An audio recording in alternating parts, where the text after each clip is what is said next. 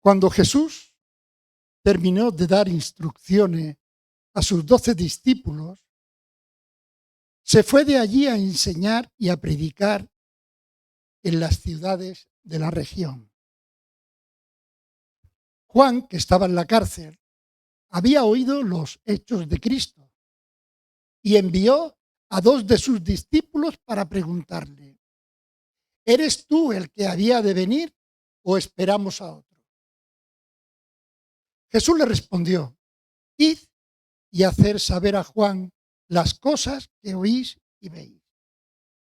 Los ciegos ven, los cojos andan, los leprosos quedan limpios, los sordos oyen, los muertos son resucitados, y a los pobres es anunciado el Evangelio. Y dichoso es el que no halle tropiezo en mí. Que el Señor bendiga su palabra. Amén. La verdad es que estaba tan allí, no sé dónde estaba, pero la alabanza me ha llevado a una posición de verdad hermosa. No quería interrumpir diciendo que me alegro de estar aquí con vosotros, que traigo saludos de la iglesia de Lorca, que cuando me dijeron de a ver si podía venir a predicar hoy o podría mandar algún predicador de allí de Lorca, dije: no, esto es para mí, esto no es para ningún predicador. Y es porque cuando oigo Águila me resuenan los oídos de una manera muy maravillosa. Pero aparte de eso, cuando veníamos para acá, les decía a mi esposa y a la hermana Rosy, digo, no sé qué pasa, pero cada vez que me acerco por aquí, me vienen recuerdos, se alegra mi corazón. Me alegro mucho de veros, de verdad. Me entusiasma estar aquí con vosotros. Yo sé que tengo ahora mismo un montón de mariposas en el estómago, porque predicar la palabra del Señor es algo exige mucha responsabilidad, y yo creo que hoy voy a ser un predicador muy atrevido. Seguro que alguno no va a estar de acuerdo conmigo. Pero además me alegro mucho de verte, Fernando, Dori. No os esperaba aquí. Me alegro mucho, de verdad. Ahora después hablaremos. Muy bien, hermanos, pues sí, la verdad es que desde el Buen Camino traigo gratitud para esta iglesia, por ese servicio, por esos ánimos que nos estáis llevando todos los meses, esa disposición que tenéis hacia el Buen Camino. Muy bien, pues vamos a introducirnos en el mensaje de la palabra. Y aquí nos habla de Juan el Bautista. Dice que estaba en prisión. Había sido encerrado por Herodes el tetrarca. ¿Y por qué había sido encerrado? Porque resulta de que Juan, fiel a su misión, él había recriminado, había reprochado a Herodes ese estado de adulterio que estaba viviendo con la mujer de su hermano Felipe. Y entonces el rey Herodes pues lo encerró en la cárcel. Aparte de estas acusaciones, también le tenía celo, porque la gente apreciaba más a Juan el Bautista que al rey Herodes. El caso es que cuando estaba Juan el Bautista en la cárcel, le vinieron noticias de Jesús que no le gustaron mucho. Él estaba allí en la cárcel con mucha angustia, estaba solo, estaba en aquellas cárceles que no son como las de hoy. Las de hoy tienen televisión, tienen de todo. Aquellas cárceles eran bastante diferentes. Y en esta situación, él tenía deseo de saber qué giro iba a tomar la obra de Jesús. Sintiéndose allí abandonado, envió a 2 de sus discípulos a preguntar a Jesús si él era el Mesías prometido.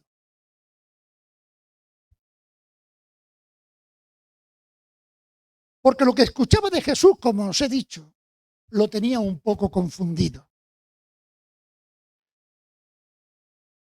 Juan el Bautista, como todos los judíos de su época, tenían una determinación, tenían ya predispuesto cómo sería el Mesías. ¿De qué manera sería el Mesías? Y este Jesús parece que se parecía poco aquel modelo que tenían ellos representado. No respondía a la expectativa que Juan tenía sobre el Mesías. Y es que Jesús rompe todos los esquemas. En su época, a través de los tiempos, incluso en el Antiguo Testamento anunciado por los profetas, el Mesías rompe todos los esquemas. El Bautista tiene dudas.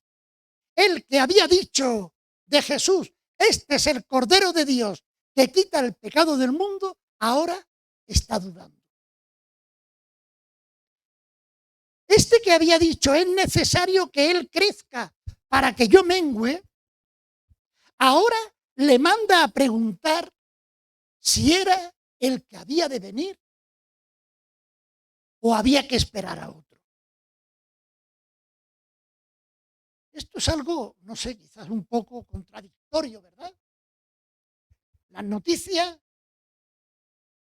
traían cosas sobre Jesús, hablaban de Jesús que era un transgresor, era un desobediente. Él, el día de sábado, decía que había sido el sábado creado para el hombre y no el hombre para el sábado. Esto no es lo que pensaba la religión.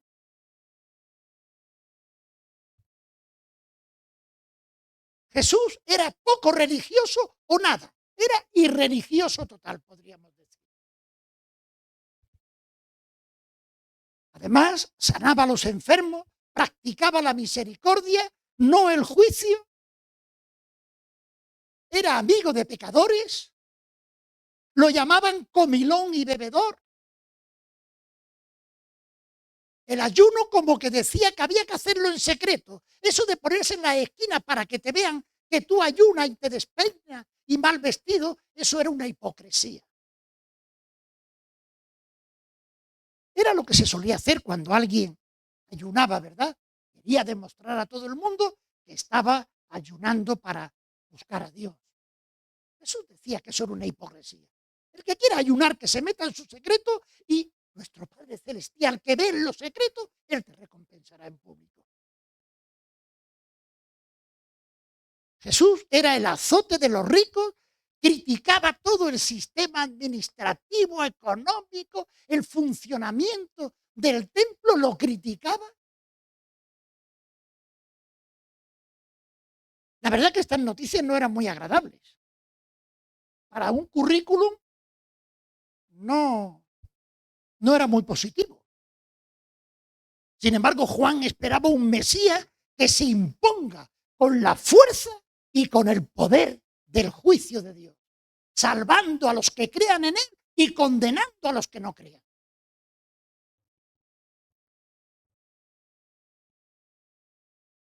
Además, Él lo tenía claro. Él había puesto toda su vida al servicio del Mesías. Él había anunciado de que el Mesías era Jesús.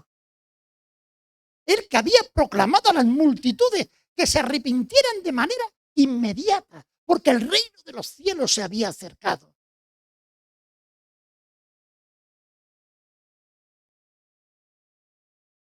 Él que exhortaba a todos sus oyentes a que creyeran en aquel que venía detrás de él, al que no era digno ni siquiera de desatar la correa de su calzado.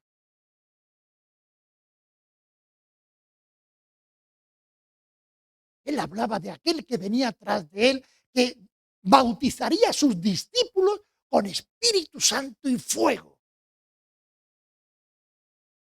Él se había esforzado por llevar adelante. Y ahora se encuentra decepcionado con lo que ha escuchado del Mesías. La manera de ser y de actuar de Jesús no se corresponde con el mensaje severo que él había predicado.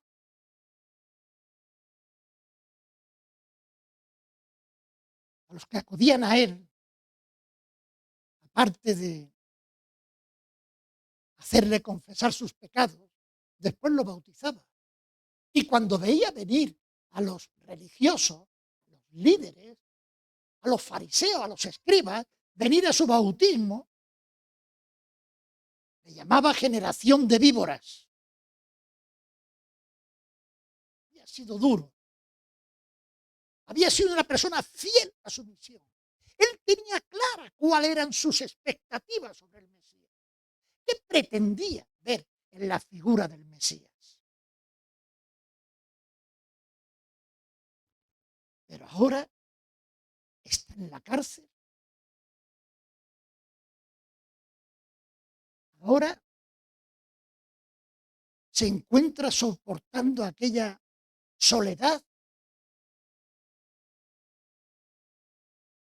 y se pregunta, ¿me habré equivocado con Jesús?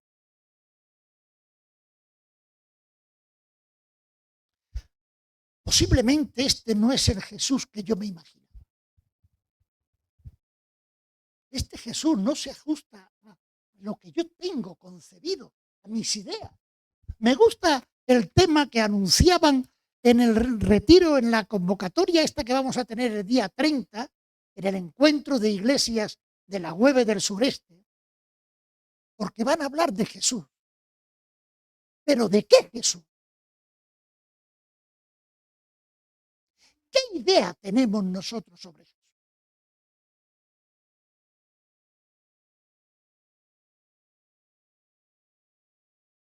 Nadie se podía imaginar a un Mesías mezclado con pecadores, aceptando a los paganos, a los incrédulos que se acercaban a él, enfrentándose a los guardianes de la religión, del templo, de la ley.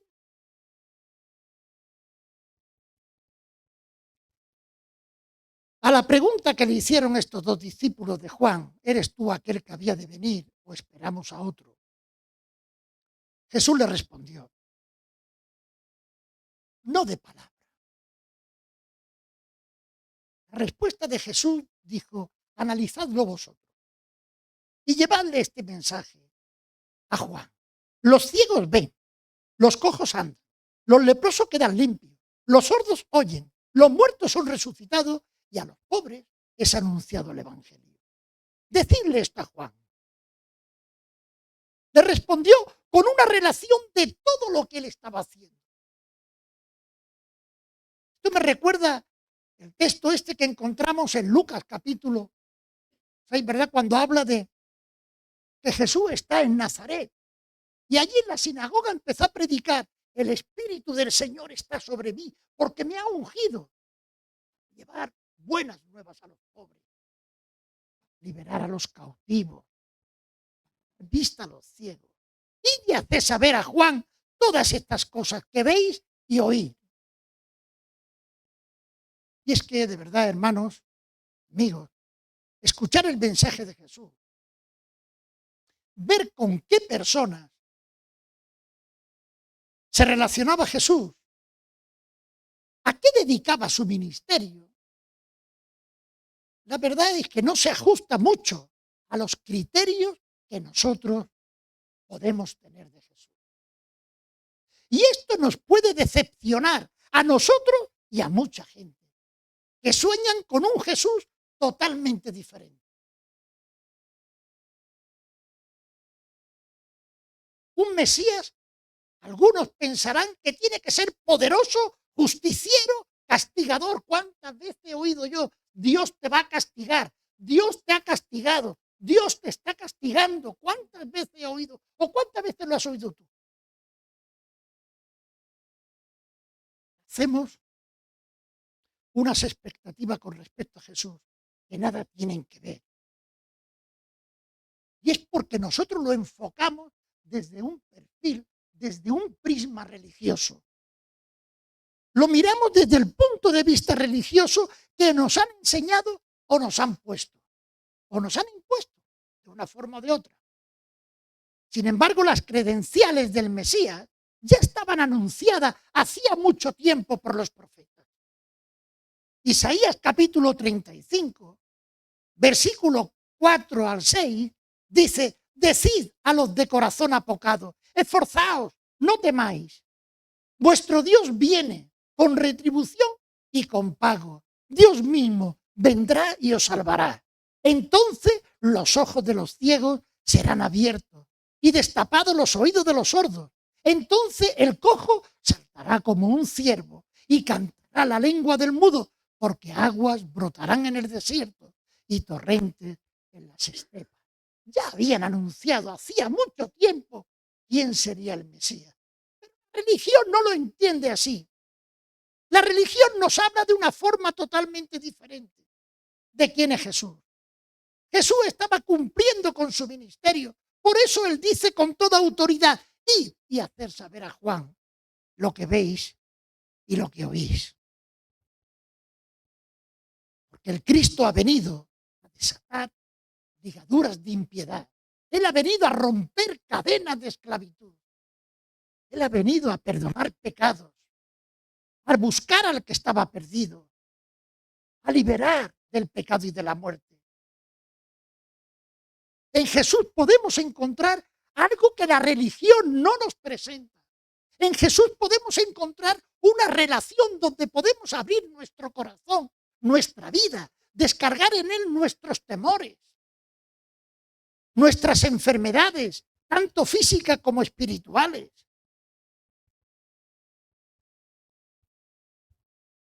Por lo tanto, es Juan quien tiene que cambiar un poco sus pretensiones sobre Jesús. Es Juan quien tiene que cambiar sus expectativas de quién es Jesús, quién es el Mesías. Quizás somos nosotros, esa idea que tenemos de Cristo, tenemos que cambiarla, tenemos que ajustarla a lo que nos dice la palabra de Dios. Y preguntarnos a nosotros mismos, ¿realmente creemos en ese Cristo que presentan las Escrituras? ¿O no lo hemos hecho nosotros a nuestra manera?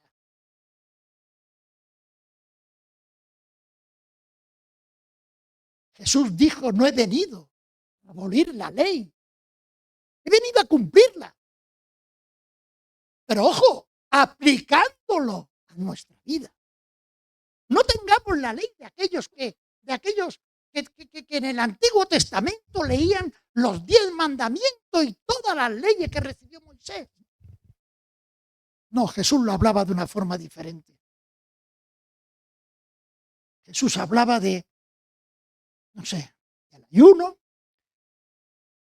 de la lámpara del cuerpo, del amor a los enemigos, hablaba de la venganza, hablaba de la relación con Dios, hablaba del juzgar o no juzgar a los demás. Una ley que hay que aplicarla a nuestra vida. Si no, por muchas leyes que sepamos, si no la hacemos obra, no sirve para nada. Solamente la convertimos en religión.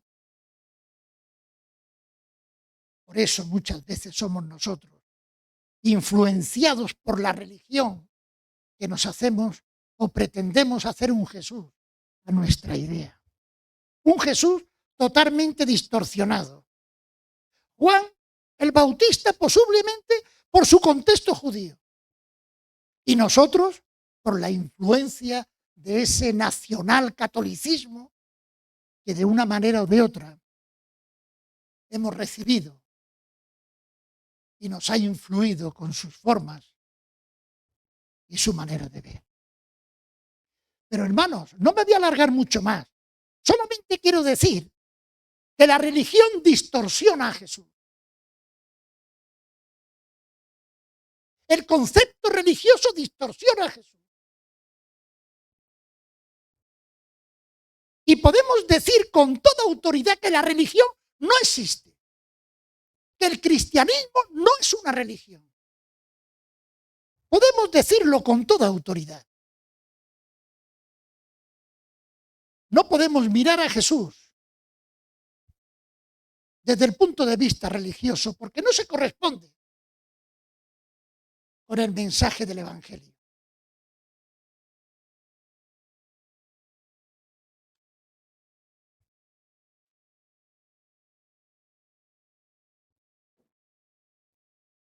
Esto de tener un atril tan pequeño, os voy a regalar el que hicieron los chicos del Buen Camino. si se puede tener la Biblia y todo lo demás. Hermanos, la religión murió. ¿Y sabéis cuándo murió? Yo creo que estaréis de acuerdo conmigo. ¿Sabéis cuándo murió? El mismo día en que la propia religión llevó a Cristo a la cruz. Aquel fue el acto de vandalismo religioso más grande que se ha podido cometer en la historia de la humanidad.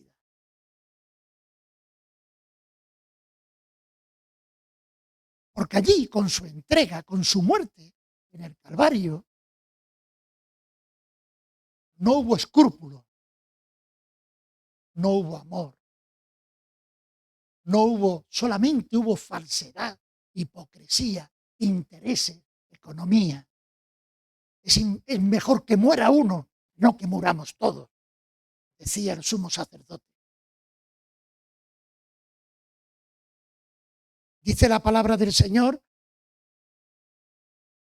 que el velo del templo se rasgó en dos partes, de arriba abajo. Con su muerte Jesús puso fin a todo sistema religioso que se había degenerado totalmente, que había creado divisiones, separaciones, violencia, marginación, enfrentamiento, privilegios. Haced lo que yo diga, pero no hagáis lo que yo hago. Era uno de los grandes lemas de los religiosos. ¿Por qué perseguían a Jesús los religiosos? Nosotros declaramos y lo hacemos públicamente que lo que sucedió en el Calvario es el único sacrificio por el pecado de la humanidad, hecho según Hebreo una vez y para siempre, ¿verdad? Eso lo proclamamos y lo decimos con autoridad. El sacrificio de Cristo en la cruz del Calvario fue para perdón de los pecados. ¿Verdad? Eso lo sabemos. Pero claro, eso significa quitarle al templo y a la religión el monopolio de perdonar pecados y de llevar a la gente a la presencia de Dios. Ir a la presencia de Dios. No necesitamos nada más que a Cristo. No necesitamos personas sagradas, ni liturgias, ni ningún rito, ni ninguna norma, ni nada que nos pueda llevar a la presencia de Dios. Yo soy el camino, la verdad y la vida, dijo Jesús. Nadie viene al Padre si no es por mí. No necesitamos los confesionarios para ir a confesar pecados, no, porque Cristo perdona. Acepta a Cristo en tu vida y Él te perdonará, Él te salvará. Es que cambia todo. Es que la religión nos ha llevado a un lugar que nos ha equivocado por completo. El templo y la religión han perdido el monopolio del perdón de los pecados y el acceso a Dios. Dios no vive en lugares hechos por manos humanas, ni en templo, ni en santuario, ni en ermita, ni en altares, ni en ningún lugar. Dios no vive ahí. Mismo que tampoco se llega a la presencia de Dios a través de personas sagradas. Ya el apóstol Pedro, cuando estaba delante del concilio,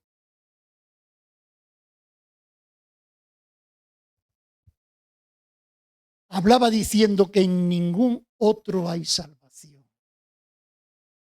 Que no hay otro nombre bajo el cielo dado a los hombres en el que podamos ser salvos. Esto va en contra de la religión, hermanos. La religión no existe. Por lo menos como nosotros la vemos dentro de aquel que quiera seguir a Cristo. Porque hay un solo Dios, dice Pablo, y un solo mediador entre Dios y los hombres. Jesucristo. Es un texto muy conocido, ¿verdad? Por nosotros, que lo sabemos. Por eso nuestras pretensiones sobre el Mesías nunca tienen que ser religiosas. Porque el cristianismo no es una religión, es una relación personal. Cristo. Es un encuentro personal con Cristo cara a cara. No se trata de que tú te hagas la idea, de que tú hagas el dibujo, de que tú pienses. No se trata de que tú hagas nada. Él lo ha hecho todo. Tú poco tienes que hacer. Por eso, más que preguntar, ¿realmente conocemos a Cristo? ¿Realmente conocemos al Cristo de las Escrituras? ¿Creemos en Él? Todo aquel que escucha mis palabras y las hace, ese es verdaderamente mi discípulo. Y conocerá la verdad. Y la verdad le hará libre. Señor, claro que conocemos tu palabra. ¿Vemos? ¿La obedecemos? ¿O seguimos pensando en ese Jesús religioso que nos exige un poquito, lo justo? Estamos retados, hermano, amigo, estamos retados a vivir una relación personal con Cristo. Y eso es lo que tenemos que plantearnos aquí. No podemos tener el pensamiento de Juan el Bautista, tampoco podemos divagar con enseñanza o con cosas que nos han hablado, predicaciones que hemos escuchado. El otro día un hermano me decía que, hablando sobre un tema doctrinal, me decía que es que yo no tenía claro lo que tal, porque él había leído en un libro a un pastor que dijo. Y le dije, hermano, ¿tú has leído la Biblia, lo que dice sobre eso? No, es que este pastor ya me interpreta lo que dice la Biblia. ¿Quieres vivir una experiencia personal con Cristo? Ahora, cuando estábamos cantando, la verdad es que estaba tan sumido en la música, en la letra, en esa presencia de Dios, y que no me apetecía hablar de otra cosa más que leer las Escrituras. Porque es de Él de quien tenemos que hablar. Es a Él a quien tenemos que acudir. Es delante de Él donde tenemos que doblar nuestras rodillas. Él murió en la cruz del Calvario, conforme a las Escrituras, para perdón de nuestros pecados, y fue sepultado y resucitó al tercer día, conforme a las Escrituras. Y está sentado a la diestra del Padre. Dice el apóstol Pablo en 1 Corintios capítulo 15, que si creéis este evangelio, sois salvos. Es eso lo que estamos retando. Vivir una relación personal con Cristo. Vamos a orar, vamos a orar.